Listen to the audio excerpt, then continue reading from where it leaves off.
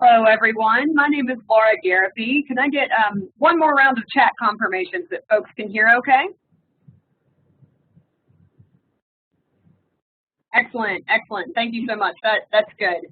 I've seen a few folks as everyone's arriving say that they cannot hear, and I believe Sophie Skinner from ACRL, who's here with us under the disguised name of Lois Sharp, has been reaching out to some of you individually, but if you do have any audio issues and can't hear throughout, please make sure you're using Firefox, which is the optimal browser for WebEx.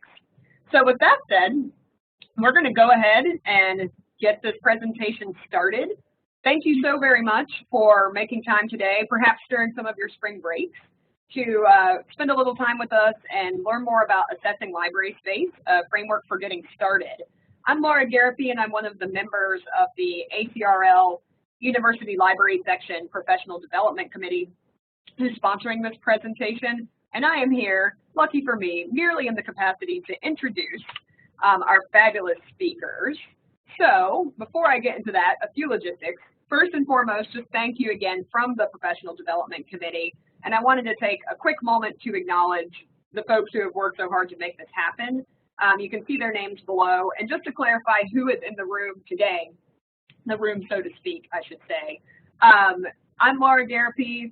Danielle Skaggs is also here in the room. And then Sophie Skinner, who again, her name is showing up as Lois Sharp, is here today. And that is, in part, I'm sharing that with you in case you happen to get a private chat if we are troubleshooting an audio issue or anything like that.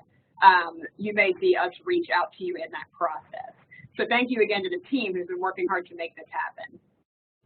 A few logistics before I introduce our fabulous speakers today. So we do have 3 presenters, each who will speak for about 12 minutes each. We'll hold questions until the end just to make sure everyone does in fact have a chance in terms of our presenters to get their information out there.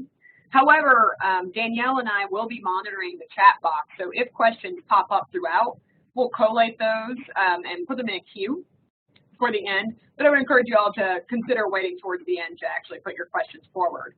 The chat feature, it looks like most of you have figured this out since several folks have piped up to confirm that they can hear, and a few folks saying that they cannot, which again, we'll have folks reach out to you to solve that.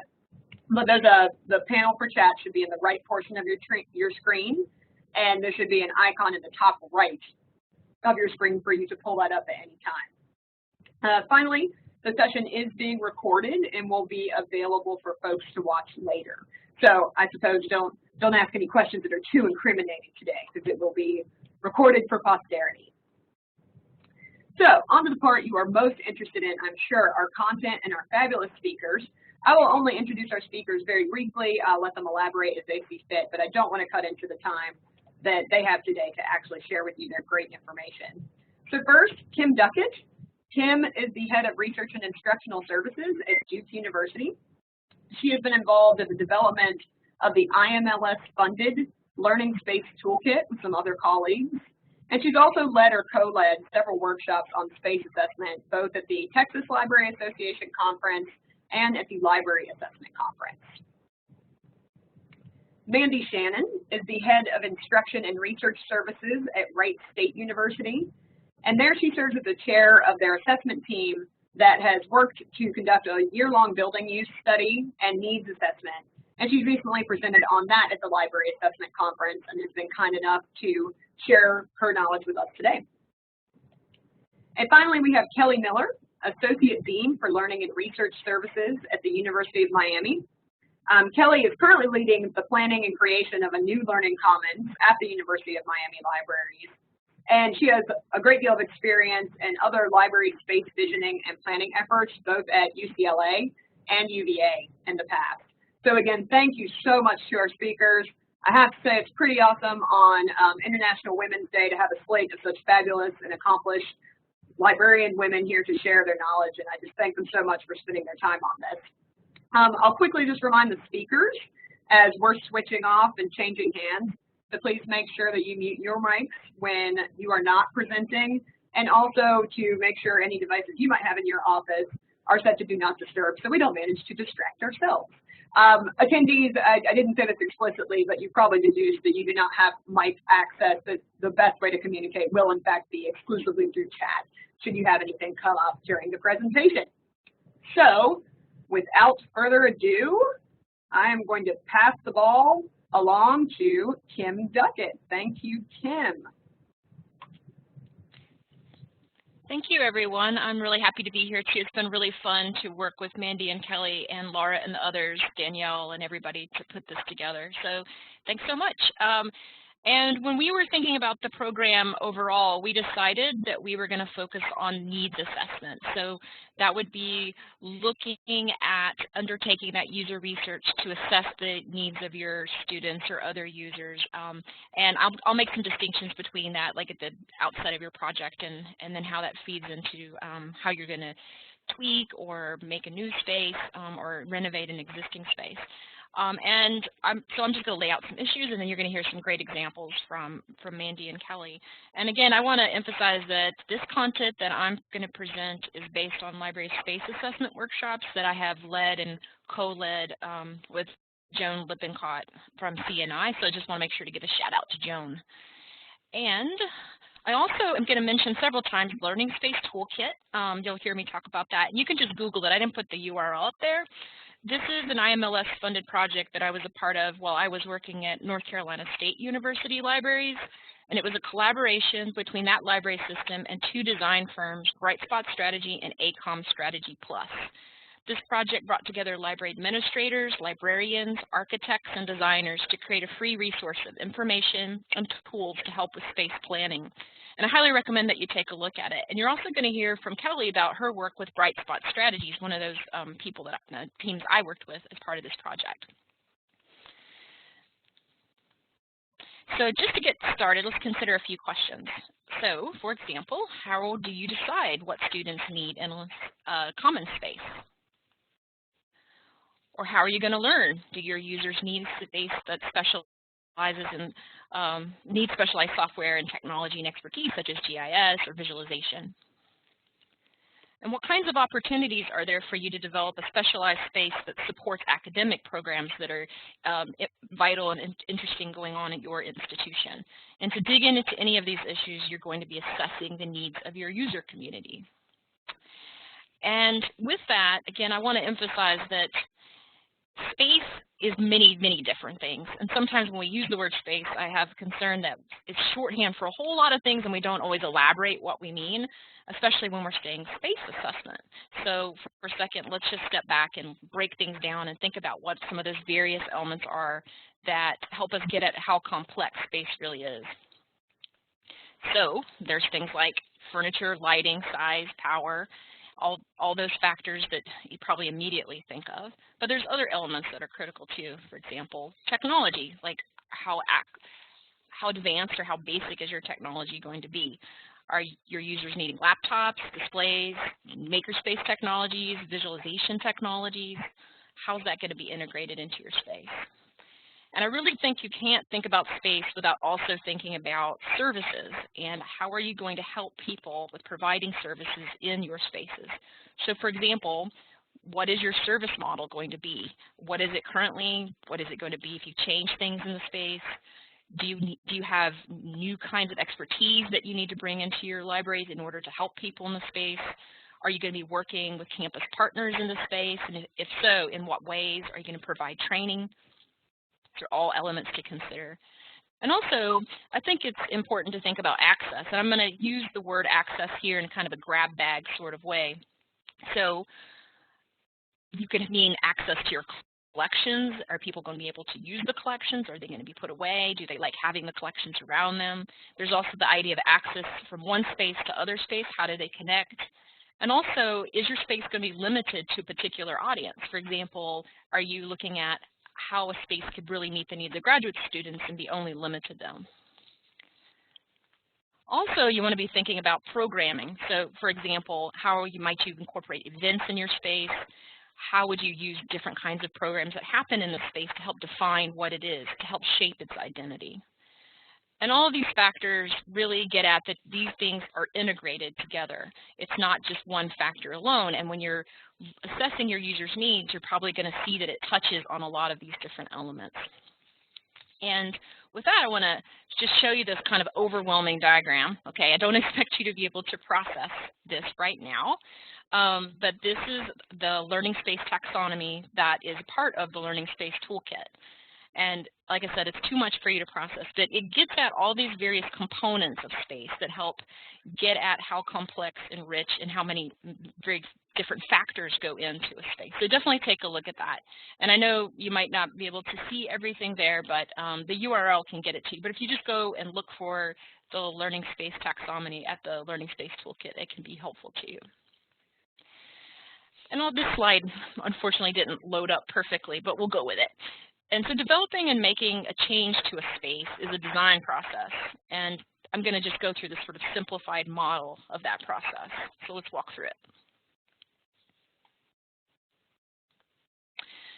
First, and this is really what we're going to emphasize today, you're going to be getting started with learning about your users' needs. So learning more about their needs for space, technology, services, expertise, training, all those kinds of things I just talked about that make up space. And you can get at those needs in a variety of ways, and you can hear from Mandy and Kelly about their experiences doing so. So what you're doing is capturing evidence of what your users need, and you're going to be learning from them, talking with them, observing them, and maybe even getting them to help design ideas for your space along with you. And again, they're going to talk about that. And from that, you need to be thinking about the development of space goals. So you might already have some ideas for the goals that you have for the space initially, even before you start needs assessment. But the needs assessment is going to help refine and shape the goals. And it's important for you to develop these goals in this kind of iterative process of having an idea of what you might want to do, but learning from your users about what they really need and kind of feeding that into it. And based on those goals for your space, at some point you're going to have a team of people coming together to work on what you're going to do. And again, this could be if you're going to design a totally new space, or if you're going to just adapt an existing space, or even if you want to make incremental tweaks to space. So you're going to have people come together, library staff, maybe architects, interior designers, people with expertise in technology, and think about how you're going to design those changes, and then they're going to develop and build and implement whatever those changes are, and then that's going to help you then make it where it's possible to open up that space for your users. And at some point, once that's an open space, a lived-in space, a changed, transformed space, you're going to need to figure out, well, is this space meeting our goals, the goals that we set out? And this is going to be your post-occupancy assessment or evaluation. It's not again, the focus of the examples that you're going to hear, they're really great examples that Mandy and Kelly are going to share, but it is something that, they're thinking about too, that how these things tie together, because it's really not enough for us to ask ourselves, do they like it? Do they like what you did? We need to be thinking about how what we're providing allows them to meet their goals. What are they able to do because of the space options that we've provided for them? And because our users' needs are changing, we have to be evolving our spaces, our service, our technologies to evolve along with them. So again, this is a very simplified model, but I hope it helps you think about the iterative nature of this. And as you're thinking about needs assessment, here's some questions, to consider. Of course, we've already been saying you need, think about what are your users' needs. So what are your target audiences? What are they needing to do? How are they currently using spaces? What are they missing? Where are those gaps for them? What's working well for them or not working well? And what kinds of work are they doing? What kinds of goals do they have? What kinds of things do they need to achieve? And how can your space help them with that? And also, how will this space fit into the broader campus environment and institutional context? You'll want to think about how this space is going to add to or complement existing campus options. So to that end, I think it's really important that we don't just think about what's happening in our library spaces, but really think about an environmental scan of your campus and where are people going to do work, what other options are available to them, and what other options just aren't there for them, and what kind of access or limitations do people have. And also, how does the space fit into your institution's priorities for learning, research, and community? Can your space connect to the goals outlined in your campus and library strategic plans, for example? what trends in teaching, learning, and research are happening on campus, and what role can your library play in supporting new campus needs, initiatives, and priorities.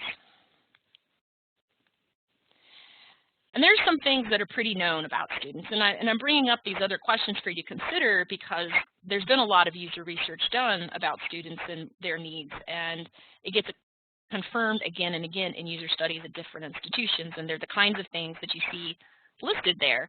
So across institutions, we've learned many things about students' preferences. And that doesn't mean don't look at those things, but think about them, how they play out in your particular institutional context, in your building context, in your library context.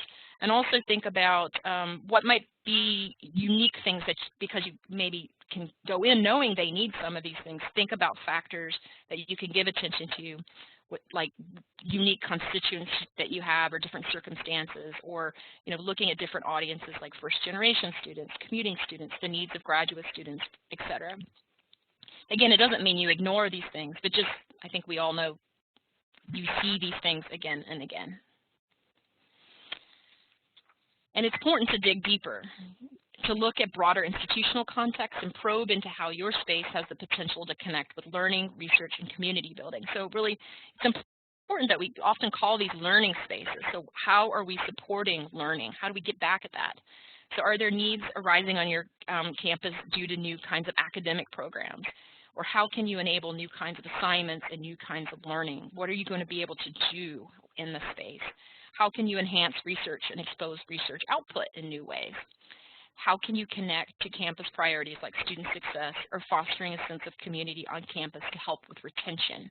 These are things that get at these bigger institutional contexts. And at some point you need to, I think, dive into those with your user research as well and see how it all connects together.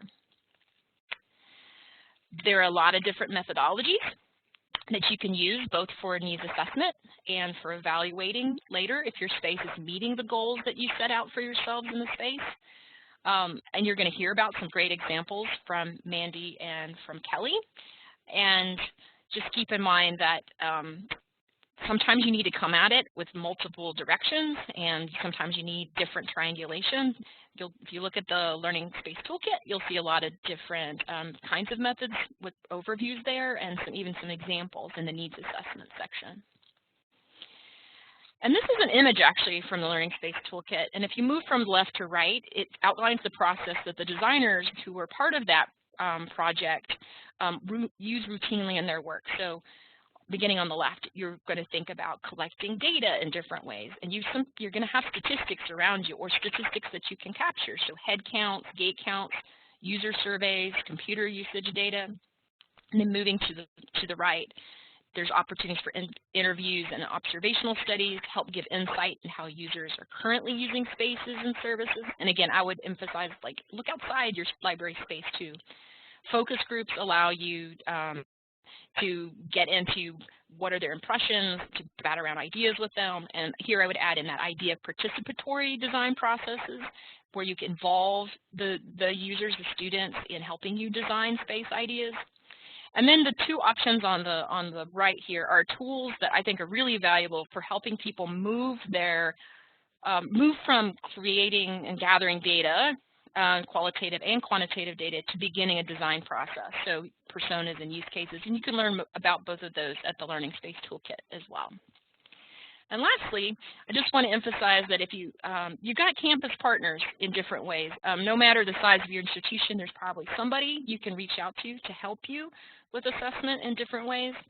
And if you're fortunate to have resources to hire a design partner, such as Kelly did, which you'll hear about, that's great too, but not everybody's going to have that. And so one of the things we wanted you to take away from the rest of the program are these different ideas for how you can use some of these things within your own library context. So with that, I'm going to turn it over to Mandy. All right, thank you. Well, let me get back here. All right, so as Kim mentioned, there are a lot of different ways you can approach this. And at Wright State, our experience of doing a comprehensive space assessment really was done on a budget. This did not come from an initiative to start a remodel. It was really generated during our process of beginning to look at our strategic plan in 2014.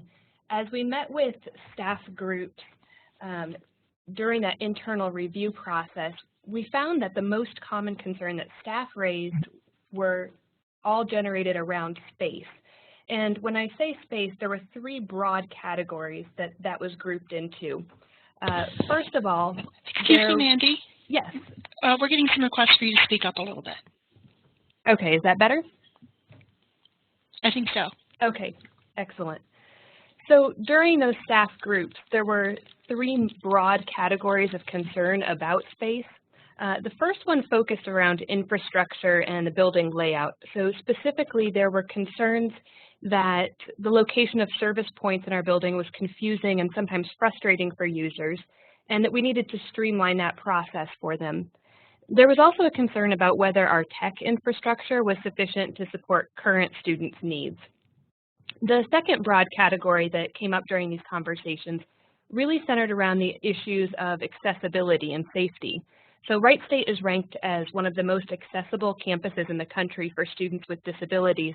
And staff raised a lot of concerns that our aging elevators and lack of a public restroom on the first floor, along with some other issues, posed accessibility problems. And then finally, the third broad category of concerns that came up a lot centered around building aesthetics. As you can tell from that lovely picture on the left, we have, we'll just call it a melange of carpet. And then some of our furniture is dated and worn, and there were a lot of questions about whether the physical space as it exists was really meeting current students' needs. So as a result of all the staff interest, the library's four-year strategic plan focused on the library preparing for the changing use of the library building through a plan that increased the visibility of service points and provided technology and an environment to support student needs. So obviously, to support what these students' needs were, we needed to know what they were. And there had been no comprehensive study on our building prior to this, so we had a real blank slate. As the assessment team met to talk about this, we decided that we needed to focus on this in two distinct phases.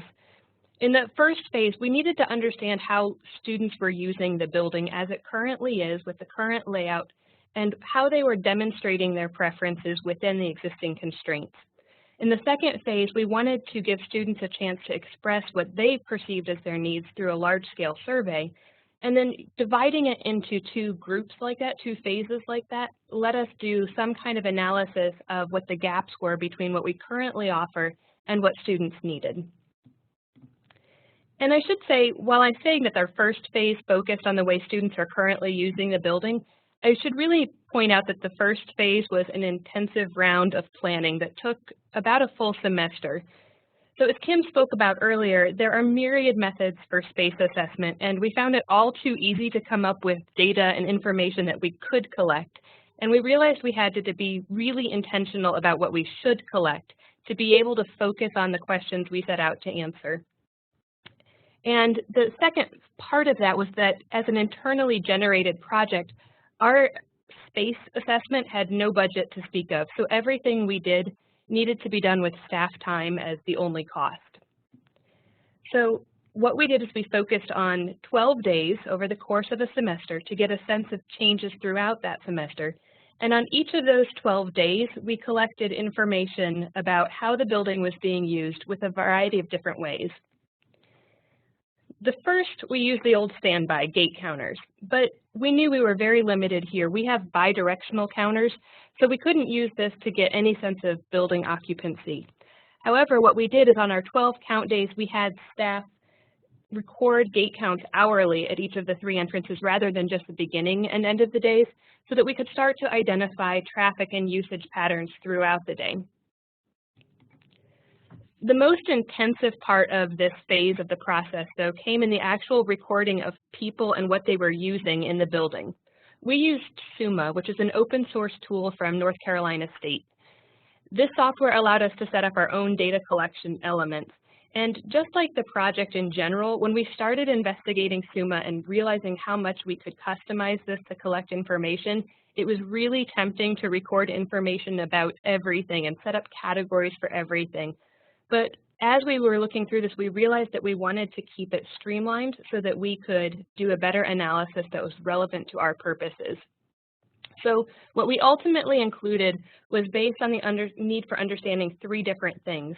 First was group space and how students were working in groups and where. We needed to understand what technology students are using, and we also wanted to get a sense of what kind of furniture students tend toward. The need to capture the size of groups and the prevalence of group study, even and maybe especially outside of designated group areas, led us to creating two separate instances of SUMA.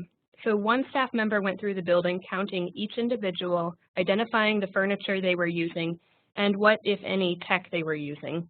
And then a second person went through at the same time and collected the same information, but rather than counting this by individual, did it by recording the size of the groups, whether it was a student studying alone or individual size groups, so up to 7 or more people. When we did these SUMA counts, one of the options that you have as you're setting up the SUMA program is to count and collect information by zone. And we divided the floors of our library into zones based on their intended use, but also on their actual noise levels. So for example, on the right there, you can see a map of our third floor. And the third floor is technically all quiet study, but there's a real difference between the noise in the purple zones, which is adjacent to our open 3-story atrium, and the noise in the yellow and the blue zones, where it's much quieter. Dividing the space into zones in this way was really useful later on in the process when we were trying to understand how the location and noise levels interacted with what students did there.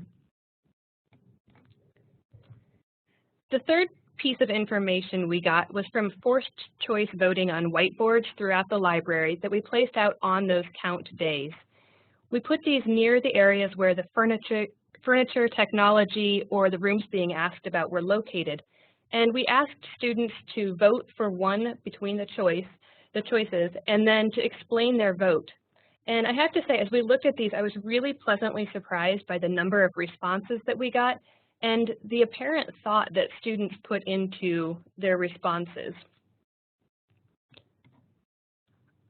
On those count days, we also put out deliberately vague open-ended questionnaires throughout the building, and we did code these by zone to match the SUMA zones. Now, at this stage, we were not expecting this information to be rigorous, and we knew that both with the whiteboard voting and the questionnaires, students could easily respond multiple times, and that we were getting information only from those students who were both in the library and interested enough in this to respond to us. But we saw these as really useful for getting preliminary insights into the types of questions that we might want to include on a larger student survey. And then the final part of this, as we were walking through the building doing SUMA counts, we asked the staff who participated in that to take pictures.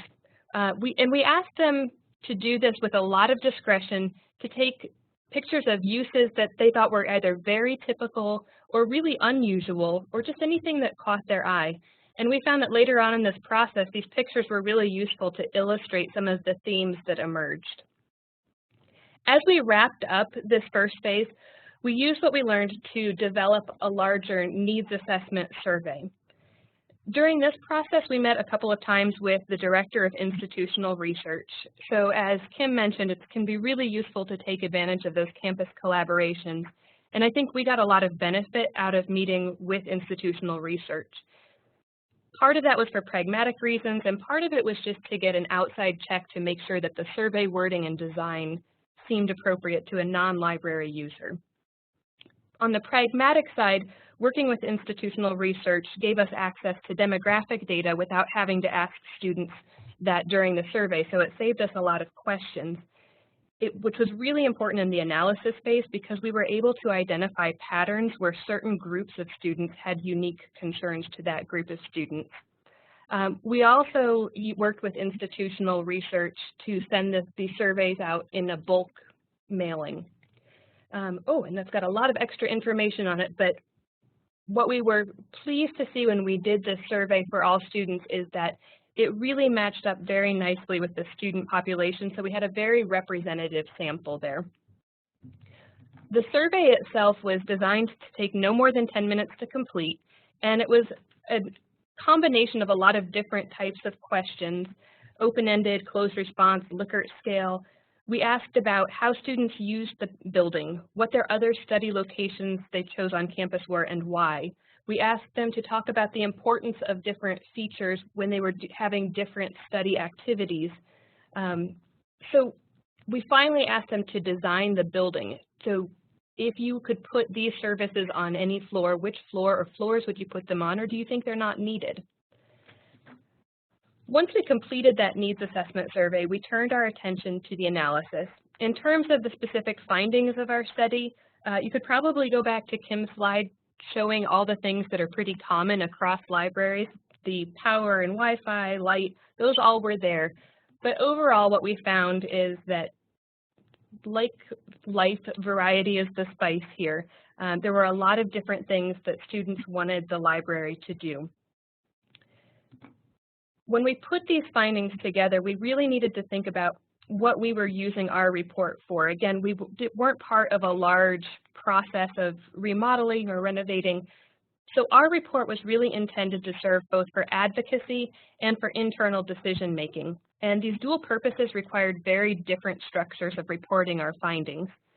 So to meet both of these needs, we wrote a very detailed analysis, but we included a short executive summary that could be easily shared. The report was focused on thematic sections, and each one opened with an infographic of key points and a one-page summary, which we found really useful for advocacy and working with folks across campus. But then each section provided detailed analysis for internal decision making.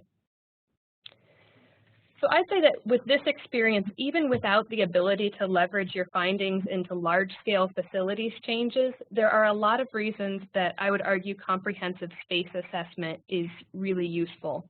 So first of all, it really helps us inform our decision-making. Whether we're getting requests for whiteboards in a fourth floor quiet zone or a need to buy new tables, we've been able to go back and check on that, the information that we got in this study. Related to that, it's been really useful for contextualizing and responding to student concerns. So does a student request exemplify part of a larger concern, or is it an exception to user preferences generally? I'd say that having a thorough understanding of how your space is used and what user preferences are, and being able to demonstrate that is also very useful for advocacy, both proactively as well as defensively. So if other groups are looking to take part of the space in the library, is that something that we can demonstrate has been used for specific needs? And then finally, it's useful to have that baseline understanding so that you can be part of that continuous space assessment process, that iterative design, and keep coming back to it. How that design process works is really depends on your individual institutional needs in question. So I hope I've showed you how we can do that on a shoestring budget like Wright states, and for more on how you can do it with a more robust budget, I'm going to pass it off to Kelly. Okay, hello everyone. Can you hear me? Okay. Boy, I'm honored to be here with Kim and Mandy today let me shift actually to my slides. There we go. I'm honored to be with Kim and Mandy today to talk with you about the potential of space assessment to help your library grow. And a shout out to friends and colleagues I see in the attendees list. It's exciting to see everyone who's listening in today. In my presentation, I'll share 3 key ideas that we've learned while planning the Learning Commons at the University of Miami libraries. In our experience, the space assessment really comes down to the people you include, the process you design, and the act of piloting your ideas. So this reinforces some of the things that Kim was mentioning earlier, and Mandy has also mentioned. We designed our Learning Commons with the intention of helping everyone grow together, staff, students, and faculty. We've thought of space assessment and design as an opportunity to build relationships and learn, and a chance to take risks and be experimental. This summer, we are about to begin a phase 1 renovation that follows nearly 2 years of planning efforts that includes space assessment. So this is a good moment for me to reflect and share some ideas and tips with you. In my experience at UVA, UCLA, and now the University of Miami libraries, space renovation projects often begin with a gleam in the eye of administrators who take notice of a space that clearly, even without assessment, is not working as well as it should be. In 2014, several University of Miami leaders got such a gleam in their eyes while walking inside the first floor of the library building you see in this slide through the palm trees at the end of the path. It's called Richter Library, and it's the flagship library at the University of Miami that serves approximately 11,000 undergraduate students and 5,000 graduate students. It's centrally located on the Coral Gables campus, adjacent to a beautiful green space. You should come and visit sometime. We'd love to show you around.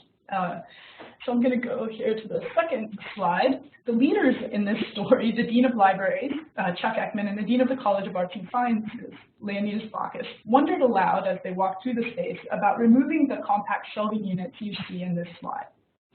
These shelves were housing bound periodicals that were rarely used. The dean started imagining relocating the writing center and the math lab on campus to the cleared space and connecting these services to a re-envisioned library reference desk. The Writing Center and Math Lab were located in various buildings around campus, and they weren't easily discoverable or convenient for all the students. And librarians were up on the third floor of the building out of sight. The deans thought that this could be a win-win for many, both staff and students. Often when administrators get this gleam in their eye, I've noticed that they want things to happen very quickly. But it's precisely at this moment that the project lead or manager assigned to realize the project has a chance to step back and say, wait, let's not forget about the people and the process and that chance to pilot some of our ideas.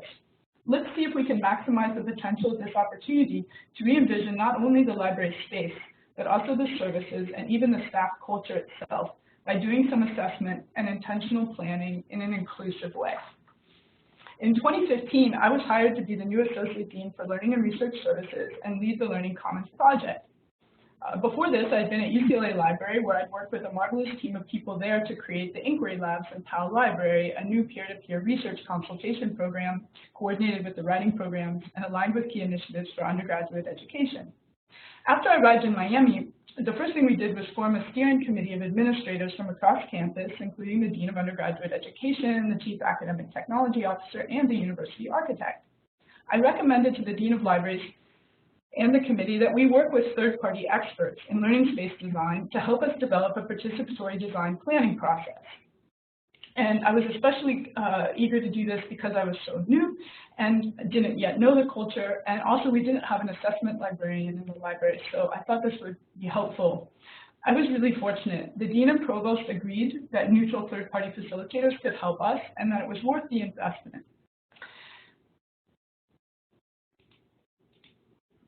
So my hope was that we could build community across service partners and other stakeholders and gain insights from our students and faculty. So you're seeing here members of the group of people that were involved in the planning process.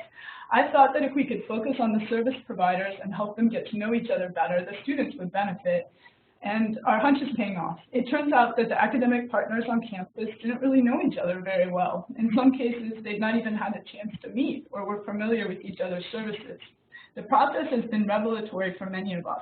It's revealed our strengths and weaknesses, where we excel, and where we need to grow and adapt. So what did the process itself look like? So Bright Spot Strategy was the company we hired, and led by founder Elliot Felix, who is a major contributor to the Learning Space Toolkit that Kim mentioned earlier. Bright Spot, with our exceptional Bright Spot team, we developed a plan with 5 stages stretching over a period of about 6 months. As we got started, Bright Spot interviewed our administrative leaders, the steering committee members, to make sure they understood the various motivations of our leadership. And they reviewed all the quantitative and qualitative data we already had on hand, like gate counts and campus survey results, to determine patterns of existing use and trends among students. One of the most important points of data, though, for us was the goal of our undergraduate education program itself. And our program gives students great freedom, the opportunity to study in 9 different schools and colleges It's designed, our educational program, to foster independent, self-directed learners. Our Dean of Undergraduate Education emphasized this repeatedly. We need to develop students who are motivated to learn on their own, but are self-aware enough to know when they need help, and that getting help is a normal and necessary part of the learning process. So we kept thinking about this throughout the process, and it helped us think about how the Learning Commons could play an important role on campus. We formed several staff working groups, one of representatives from all the service partners, and one of the various library units that's needed to support the Commons in terms of infrastructure. The first official stages of the process were user research and visioning. The user research portion of the process gave us the chance to engage with students and faculty in new ways, both conversationally and speculatively. We decided to think of our users as learners. We broadened the types of questions we asked to include their goals for college, their academic experiences, and consider what role the library could play to improve that experience. And I really can't overemphasize the importance of this point in broadening our view, because instead of just asking about how they might use the library, and sometimes their user narrowed that way, we just asked them about their experiences as students overall, and that really helped us, I think, be much more creative. Our user research phase was made up of the following activities: 30-minute interviews with undergraduate and graduate students, a 90-minute student workshop in which students discussed their current experience in the library and ideal future experiences, and then 2 days of student intercept interviews conducted across the campus. We also ran a 90-minute faculty workshop, and we also did an online user survey. So we had a variety of different types of feedback. Brightspot developed an insightful user research report based on this work, and it is available to you via a link in the About section of our Learning Commons pilot website. Please check it out. It's at library.miami.edu/learningcommons. Following the user research and visioning process, we worked together to develop a service model, create a staffing strategy, design a blocking plan, and we identified parts of the plan we wanted to test or pilot in this current academic year, 2016-17. The Brightspot brief, our final report detailing our plans, is also available via the website I mentioned. What we've accomplished over this year in the piloting phase has been done on a very scrappy, bare bones budget. So even though we invested heavily in hiring Brightspot, we invested wisely in hiring Brightspot. We have piloted on a very bare bones budget. We've used found and temporary furniture, cobbled together technology, and a lot of hustle. You can do this too. So while awaiting approval for funding to be released from the Provost's office to proceed with the renovation, we decided to go ahead and clear out the stack space to create a startup space, a platform, a jumping off point for learner research, a visioning studio, replete with orange carpet stripes that cover the tracks of the compact shelving that you'll see here. So Mandy and I have something in common in our presentations, carpet that we wish would disappear sometimes, but we made the most of it. The open space with the surprisingly bright orange color in an otherwise drably colored space helped us communicate to the students that we were open to change and new possibilities. This space has served as an important site for user research. In 2015, this is where we held the workshops for students and faculty and interviewed students. In the fall of 2016, we moved the Writing Center and Math Lab into the space, headquartering their services there, and offered peer-to-peer tutoring in all subjects as a satellite service. We've also hosted special events, such as a banned books readout and International Games Day events in the Visioning Studio. And when not in use for consultations or planned events, the space has been open for informal, individual, and collaborative study. So let's see here. In our user research process, we discovered that students and faculty generally agreed on the key things students at UM need to develop in order to succeed: better communication skills, including writing and presenting, greater awareness of the resources available to them so they can seek help when needed, increased opportunities to experiment and create, stronger knowledge of digital tools and technologies, better time management, and other personal organizational strategies. We also observed that students studying the Visioning Studio, they gave us insight into the types of assignments they were working on and the tools and spaces they need. Here in this picture, students in an undergraduate biomedical engineering class are prototyping a new medical device to cure neonatal jaundice. Seeing the students at work reminded us that faculty are key people to include in user research because they are the ones creating the assignments that students are working on. My favorite part of this photo are the Raisinets on the table, just saying. Yeah, so we realized we definitely have to have snacks available in the building. Let's see. During our intercept interviews with students, which were conducted outside the library at different spots around campus, we learned that the library had an opportunity to play a leadership role on campus in framing the intellectual experience of students that they use. Here, students in a photography club are participating in a student organizational fair. The students didn't know about our library's digital media lab, but now they're connected and able to check out cameras and equipment when they need it. We're also beginning to exhibit their photography in the library. Connecting with student organizations on campus has proven to be a way to build on what Brightspot told us in our user research report. Students value both their academic and non-academic experiences in college as preparation for success. They're seeking balance between academic and non-academic experience, and the library can help nurture these connections. We also have learned that students think of the library as the symbolic site for intellectual activities on campus. It's their favorite place to study. Oh, and let's see. Oh, I just wanted to make sure you guys were all awake because I'm the third presenter, and gosh, you've already been listening so patiently for almost 45 minutes, and I'm about to wrap up, and we're about to turn over the mic to you guys for questions. I was thinking, though, that the dog and cat here, this interspecies friendship, might also be a good metaphor for how different types of academic service partners can coexist in library space, but that might be another talk. Okay, so just to wrap up, this is in the Visioning Studio, we've also prototyped a brain spa, a mini makerspace for hands-on creativity and reducing stress. In a nutshell, this space taught the idea of a student arts organization. They donated these chalk boxes so that other students could enjoy them, and we've been inspired by the types of messages and images that they share with one another in this space.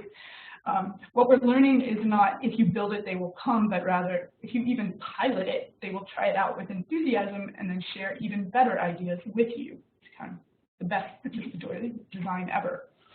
Okay, and then Kim mentioned service models and developing them, and this is the one that Brightspot helped us develop. And actually, it's missing an outer band, a circle around that says discover and explore. But you see here that we're trying to cover all aspects of the learning life cycle with research, writing, creating, mapping, collaborating, and using, connecting to library resources, getting tech help, and tutoring assistance as well. So finally, just want to say that this year, without additional funding or new furniture or new technology, we have successfully piloted a learner-centered learning commons that co-locates and coordinates key academic services for students on the platform of the library. We've gotten to know each other and are now working side by side and even having a lot of fun. We will be testing furniture configurations in the coming weeks as we finalize plans with our architect for our summer renovation. We predict that our renovation will be more successful because we've been able to do this extended user research and planning and pilot our plans. So our message to you from the students via the chalk boxes is no risk it, no biscuit. Hopefully by focusing on people, process, and pilots, you too might convince your provost that the library can become a site to help the campus improve support for student learning and success. So now to your questions.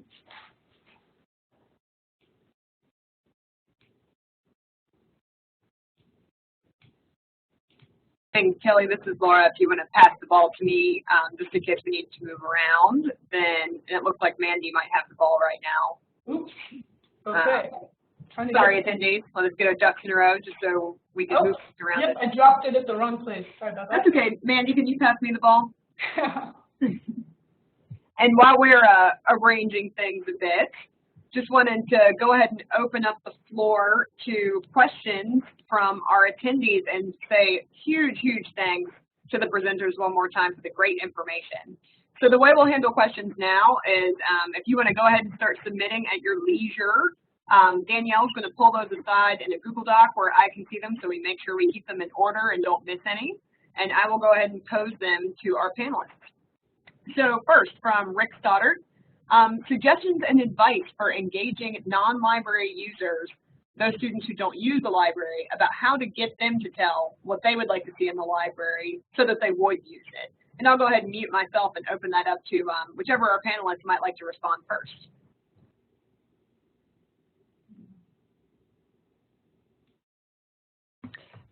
Well, this is Mandy, and I'll say we just asked them on our survey for students, when students indicated that they don't come to the library at all or that they rarely use it, we asked them where they did study, and we asked them what would bring them to the library more.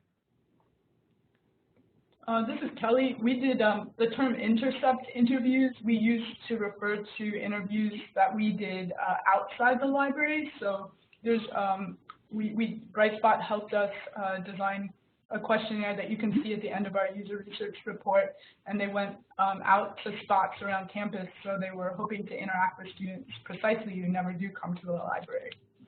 So that's another way to do it. Yeah, this is Kim. I agree with that. Just go outside the library and find lightweight ways to talk to people. I think too that some libraries have been successful in working with like a research methods class, let's say in anthropology or something. You could have students go out and interview other students. I think there's a variety of ways you could get at that. Excellent. Thank you, panelists. And our next question is from Jessica. Suggestions on how to avoid the dreaded survey fatigue. Ah, yes, that's a very real thing when you're doing assessment and facing the students with one more questionnaire. This is Kelly. I can say we worked with student government, and they were so excited to help us and advise us, and basically they said short, short, short. So we just kept shortening our survey. And we didn't even get it to the point as short as they wanted it. But I think having student advisors help you with the survey and then help you get the word out definitely benefited us. This is Mandy, and I'll echo what Kelly said, that short, short, short was really important. When we worked with institutional research, they gave us some guidelines, and we just kept cutting back and cutting back and cutting back. We did also offered a raffle to win a parking pass for a semester. Ooh, that's a good idea. we figured, what do students want more than anything else? And actually, that suggestion came from the director of institutional research. And he said, I've seen every survey that comes through this university, and the #1 problem, it doesn't matter what you're looking at, it's going to be parking. So we thought, well, we'll hit them where their interest is. You probably get faculty to respond too. Absolutely.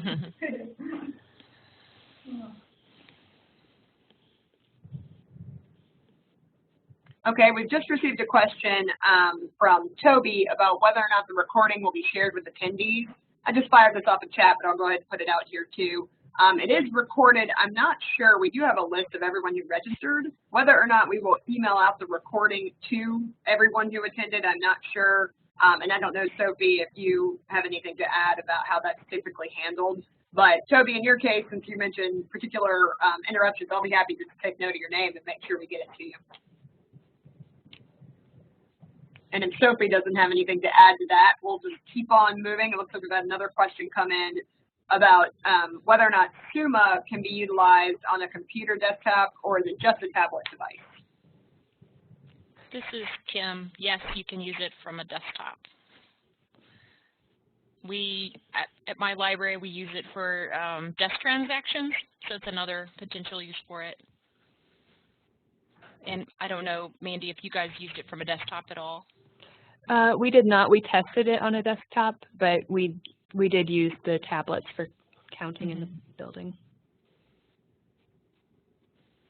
And it looks like we have a question specifically for Kelly as to whether or not she can tell more about her process for the intercept interviews. Were they scheduled? Did you provide incentives, et cetera? Oh, sure. And again, I'll refer you to the user research report because you can see in more detail what the questions were. So our Brightspot consultants actually did the intercept interview. They conducted the intercept interviews.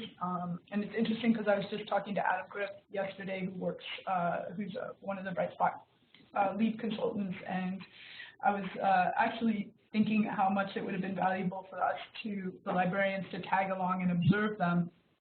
And in retrospect, I wish we'd done that.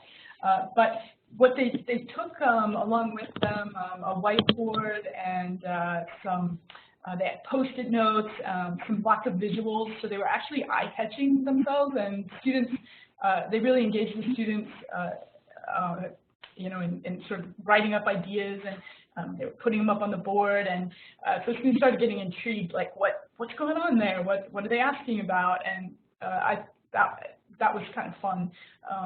But the questions, again, I just refer you specifically to the report, and if you want to follow up with me via email, I can send you, the list of questions and the more details about the approach. But we did find, again, it was very helpful because these were students who might not come to the library normally, and we were catching them at a time when they were thinking about other things, so we found that it enriched our survey, our user research results. Great, thank you, Kelly. Just a quick update, Sophie, in disguise as Elois, did clarify that it would be perfectly fine for us to go ahead and send the recording link out to everyone who registered for this presentation, so we'll be happy to make that happen as soon as it's available. Thank you, Sophie, for that. We also have a question as to whether or not anyone looks to create library learning spaces outside of the physical library space, and if so, where they might be located.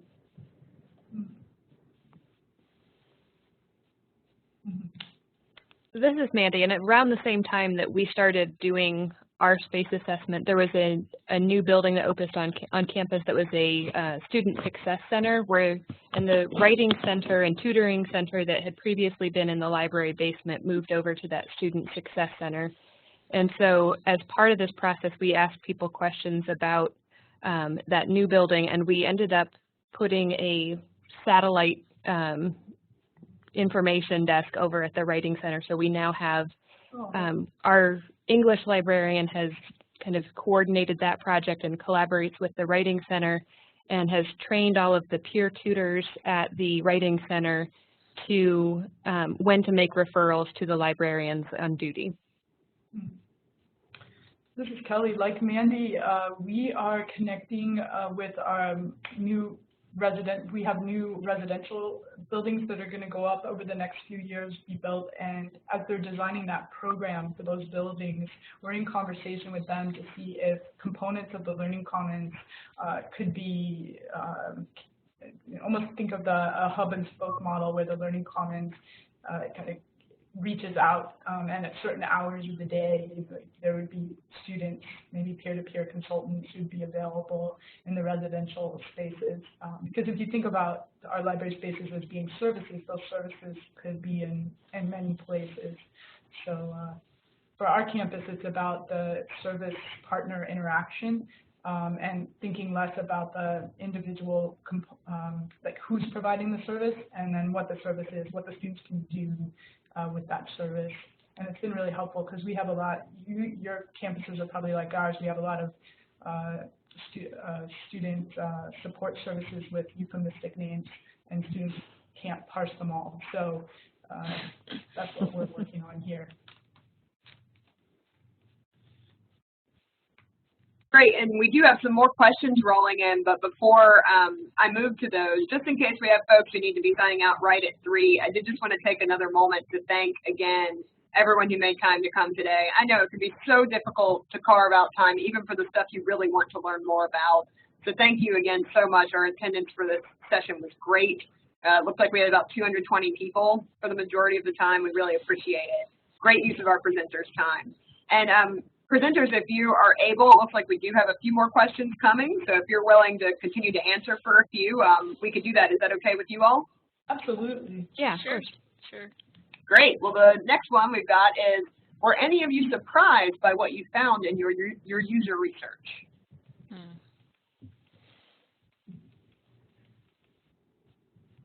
This is Mandy, and I'd say the biggest surprise for us was how much some of the, I think that there's a tendency for a lot of staff and faculty when we talked to them to assume that students would all be about their own laptops and tablets, and there would be very little need for desktop computers. And I think there was also a lot of perception that quiet wasn't necessarily as in demand as it once was, and quiet was by far, I think 90% of our student respondents said that's the most important thing to them. But also the interest in desktop computers. Students overwhelmingly said that they still prefer having the bigger monitor, the bigger keyboard. They wanted to have that space even when they were also using their own laptops or tablets. They wanted to have those desktops still available to them. This is Kelly. Gosh, that desktop laptop thing, oh boy, if there's been one challenge in our planning, it's those questions. Gosh, we could have a whole webinar just about this. One thing that we discovered that was very reassuring and exciting kind of at the same time was that our faculty and our students pretty much agreed on what students need to succeed. They just used slightly different terminology. So that was rewarding, because sometimes we hear faculty complain about students in certain ways, or hear students, there seems to be there's a disconnect, but they pretty much agreed that communication skills was an important area that needed to be worked on, and that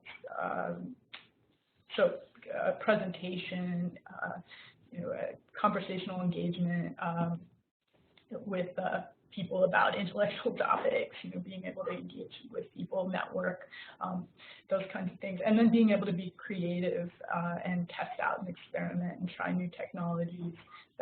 So faculty really agreed with the students on that, and that was good, that we saw a lot of consensus there. Excellent, thank you. And as we keep chugging in our questions here, Kelly, just a quick note, it sounds like occasionally your volume level is dropping a little bit, just for me. I'm not sure if you might be a little further from your mic than you were, so just FYI as you're answering more questions. Okay. Question here, does anyone have a strong online component? And if so, has this been part of the thinking for a virtual place?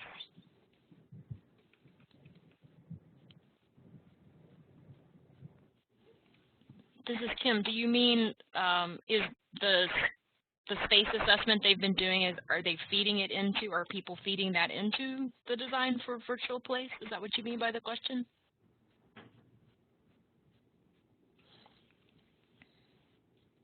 I'm looking to see who actually submitted the question, giving them a chance to respond right now.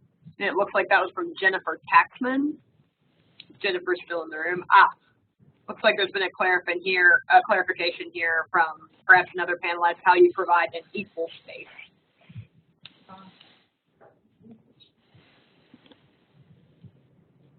If the question is about digital versus physical, so like what's the, then that's something that's very much on our minds, and coordinating all these services is in an online environment as seamlessly as we are in a physical way is very much on our minds.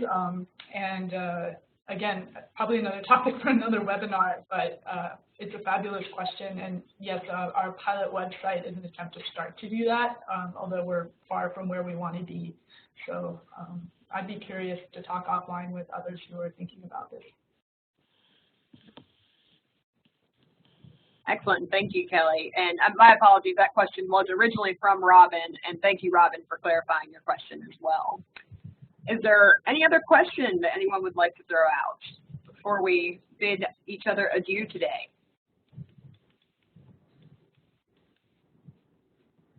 Okay, well, seeing none, thank you again so much for attending. Thank you again, Kim, Mandy, and Kelly. Danielle for doing a fabulous job on the back end of coordinating, making sure all the questions get answered. And we certainly could not do it without ACRL giving us free access to WebEx to make this happen. I've seen many comments about being grateful, especially that this was free. So we hope to do more of this. Stay on the lookout from the Professional Development Committee, and we will have more programming coming throughout the year. Thank you so much. Have a great afternoon. Thank you. Thank you.